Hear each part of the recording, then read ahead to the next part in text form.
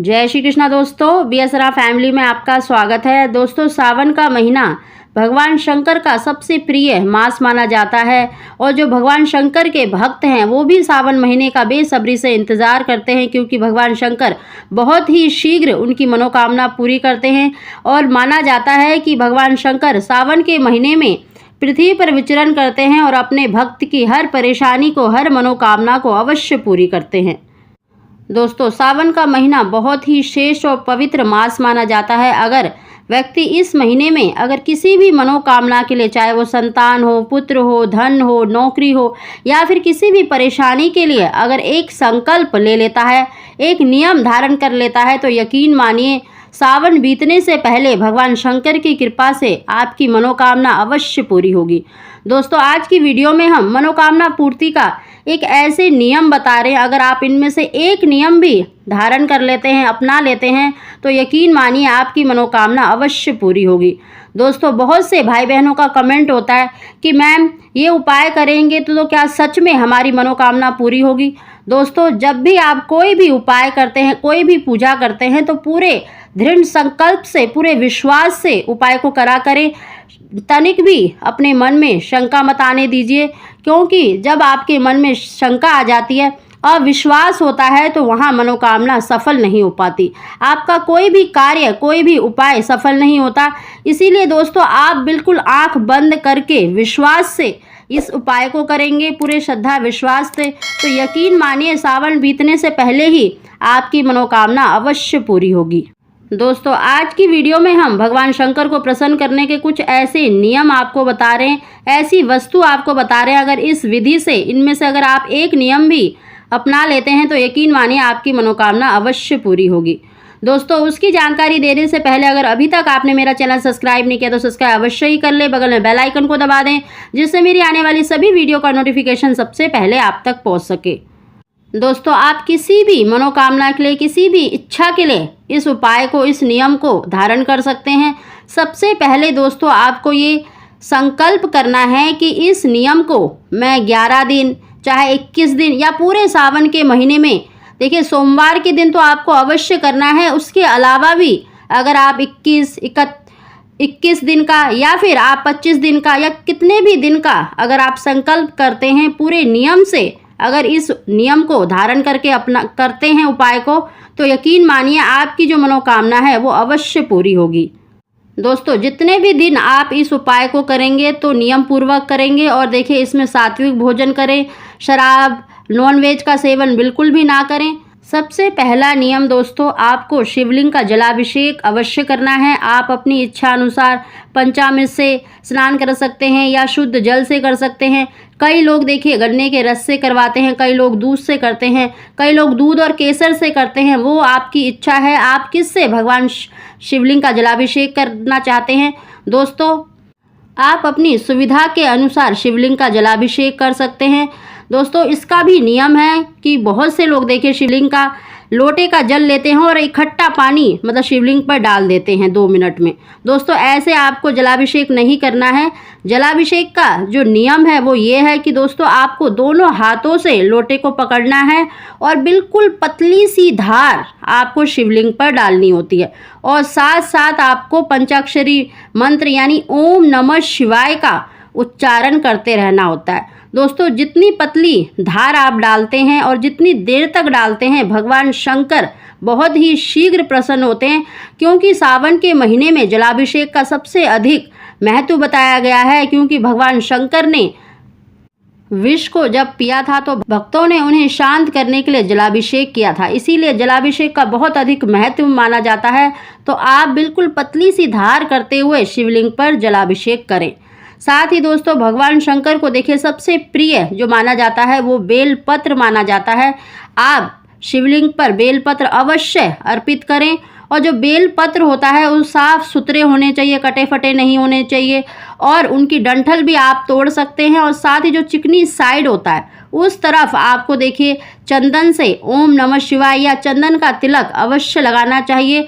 दोस्तों, आप अपनी इच्छा अनुसार 11, 21 अवश्य बेलपत्र अर्पित कर सकते हैं। अगर आपकी कोई विशेष मनोकामना है, तब आप देखिए जो बेलपत्र है उसकी 21 की संख्या में लेकर उसकी सफ़ेद धागे से माला बनाकर अगर आप शिवलिंग पर नित्य प्रति जितने दिन का आपने संकल्प लिया है अर्पित करते हैं तो निश्चित ही मानिए आपकी मनोकामना अवश्य पूरी होगी। सावन के महीने में देखिए बेलपत्र आसानी से मिल जाते हैं तो आप अवश्य चढ़ाएं, नहीं तो आप 11, 5, 7 जितनी भी संख्या में चढ़ाना चाहें तो जो चिकनी साइड होती है जहां आपने ओम नमः शिवाय लिखा है वो वाली साइड भगवान शिवलिंग पर अर्पित करनी चाहिए। नहीं तो अगर आप माला बना सके तो बहुत ही श्रेष्ठ है। दोस्तों ऐसा ही अगर आप आंकड़े का फूल जो सफ़ेद आंकड़ा होता है जो मदार कहलाता है, अगर उसका फूल शिवलिंग पर अर्पित करते हैं उसकी भी माला बनाकर माना जाता है कि अगर 108 की संख्या में माला बनाकर अगर आप शिवलिंग पर चढ़ाते हैं तो भगवान शंकर बहुत ही शीघ्र प्रसन्न होते हैं। दोस्तों अगर आपको सफ़ेद रंग के फूल ना मिले तो आप नीले रंग के फूल भी ले सकते हैं। अगर आपको देखिए 108 की संख्या में ना मिले तब आप 21 की संख्या में भी ले सकते हैं और उसकी भी माला बनाकर शिवलिंग पर अर्पित कर सकते हैं। दोस्तों ये कर सकते हैं। साथ ही दोस्तों आप अपनी इच्छा अनुसार देखिए 1 मुट्ठी चावल, और चावल देखिए हमेशा जो अक्षत शिवलिंग पर चढ़ाया जाता है वो बिना टूटा फूटा होता है, यानी टूटा फूटा जो अक्षत होता है वो बिल्कुल भी नहीं चढ़ाया जाता, उसको भूलकर भी ना चढ़ाएं। आप अपनी मनोकामना के लिए, क्योंकि जब अक्षत चढ़ाते हैं तो उस घर में धन धान्य की कभी कमी नहीं होती। ये माना जाता है शास्त्रों में कि चावल अर्पित करने से धन धान्य की प्राप्ति होती है। तो आप 1 मुट्ठी चावल भी बिना टूटा फूटा अक्षत भी अपनी मनोकामना बोलकर शिवलिंग पर अर्पित कर सकते हैं। साथ ही दोस्तों जिन भी बहनों को देखिए संतान प्राप्ति नहीं हो रही, पुत्र की प्राप्ति नहीं हो रही, तो 1 मुट्ठी गेहूं भी शिवलिंग पर चढ़ा सकती हैं। गेहूं अर्पित करने से सुयोग्य पुत्र की प्राप्ति होती है, ऐसा शास्त्रों में वर्णित है। तो आप अपनी इच्छानुसार इनमें से कोई भी वस्तु अर्पित कर सकते हैं। किसी भी मनोकामना के लिए किसी भी वस्तु को अगर आप नियम पूर्वक संकल्प करके इनमें से अर्पित करते हैं तो यकीन मानिए आपकी मनोकामना अवश्य पूरी होगी और सावन मास से पहले अवश्य पूरी होगी। साथ ही दोस्तों आपको एक संकल्प और लेना है कि आपको नित्य प्रति जितने दिन का आपने संकल्प लिया है उस दिन से लेकर उतने दिन तक आपको दीप दान अवश्य करना है। दोस्तों अगर आप शिव मंदिर में यानी सूर्यास्त के बाद दीप दान किया जाता है, सूर्यास्त के बाद अगर आप 1 दीप मतलब शिवलिंग के पास जलाते हैं तो यकीन मानिए आपकी मनोकामना अवश्य पूरी होगी। दोस्तों अगर आप नित्य प्रति जैसे शिव मंदिर में नहीं जा सकते तो आप अपने घर में भी भगवान शंकर के नाम का 1 दीपक अवश्य जलाएं।